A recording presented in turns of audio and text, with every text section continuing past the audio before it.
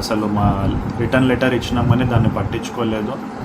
మరి ఇక్కడైతే ఏం ప్రొసీజర్ ముందుకైతే వెళ్ళట్లేదు. మీరు దాడి చేసినట్లు ఎంతమంది మీద ఇచ్చారు మీరు?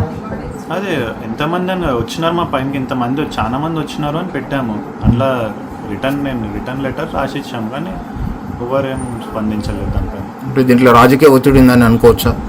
ఉంది కదండి, మీకు ఆల్రెడీ ఎవిడెన్సెస్ అవన్నీ ఇచ్చాము కదా, ఇంకా మళ్ళీ కొత్తగా చెప్పడానికి ఏం లేదు. అన్న మీ ఫాదర్ చెప్పడానికి రీజన్ ఏందన్న? రీజన్ అంటే అదే అండి, ఇప్పుడు మనకి రీజన్ అనేది ఏముంటుంది, ముందు నుంచి అయితే ఇలా ఏం లేకుండే, ఇలా అవుతుందని కూడా మేము ఎక్స్పెక్ట్ చేయలేదు. కానీ ఆల్ ఆఫ్ ఎ సడన్ ఏమైంది అనేది మనకి తెలియదు. దానిపైన మనకి తెలిసిన దాని గురించి మాట్లాడగలుగుతాం. మళ్ళీ ఎవరన్నా మన ఇన్ఫ్లుయెన్స్ చేసి ఏమన్నా రాంగ్ మెసేజ్ పోర్ట్రే చేసి ఎవరన్నా వాళ్ళకి ఏదన్నా ప్లస్ అవుతుందనో మైండ్ డైవర్ట్ చేసి అలా ఎవరన్నా చేసి ఉండొచ్చు అని మేబీ ఉండొచ్చు. ఎందుకంటే నాతోటైతే ఇప్పుడు అలా లేకుండే, నేను ఫ్యాక్ట్ ఉన్నా చెప్తున్నా. నా దగ్గర బాగానే ఉండే, మా మధ్యలో మ్యూచువల్ అండర్స్టాండింగ్ బాగానే ఉండే, అంతా కరెక్టే ఉండే.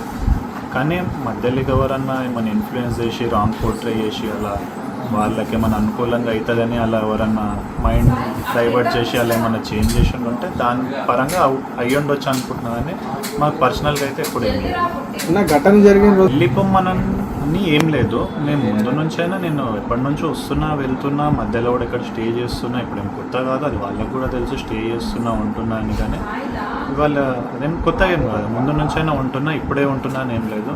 బిఫోర్ ఎంగేజ్మెంట్ ఉన్నా, దానికంటే ముందు నుంచి కూడా ఉన్నా, ఇప్పుడు కూడా ఉంటున్నా. అంటే వెళ్తున్నా, ఇంటికి కూడా వెళ్తా వస్తా, అన్నీ కామన్గా జరుగుతుంది. ఇప్పుడు మీపై దాడికి సంబంధించి ఏమో చూడాలి ఇప్పుడు నెక్స్ట్ ప్రొసీజర్ ఎలా ముందుకు వెళ్ళాలని చూస్తాము. ఇప్పుడైతే ఇంకేమనుకోలేదు. ఇప్పుడు మీకు నేను ఒప్పుకుంటున్నా అంటే దానిపైన మీరేమంటారు? అదే అండి మాట్లాడదాం. ముందలా ఎలా జరుగుతుందో ఇప్పుడు మనం ఏం చెప్పలేము కదా, ఎట్లా ఉంటుంది అనేది. అంటే నీకు ఫేవర్గా సరే ఇంత జరిగింది, నష్టం జరిగింది, ఏదైనా జరిగిపోయింది. ఇన్ కేస్ ఇప్పటివరకు అయితే మాట్లాడలేదు మీడియాతో కూడా.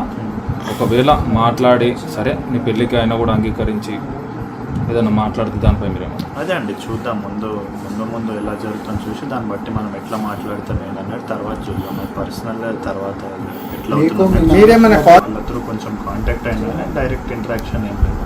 ముందైతే డైరెక్ట్ ఇంటరాక్షన్ ఉండే కానీ మరి చెప్పినా కదా, ఎవరైనా ఇన్ఫ్లుయెన్స్ చేసి ఏదో పక్కన వాళ్ళు ఏదన్నా చెప్పి మైండ్ డైవర్ట్ చేసినందుకు థర్డ్ పర్సన్స్ అనేది మధ్యలో ఇన్వాల్వ్ అవుతున్నారు కానీ డైరెక్ట్ ఇంటరాక్షన్ కానిస్తలేరు.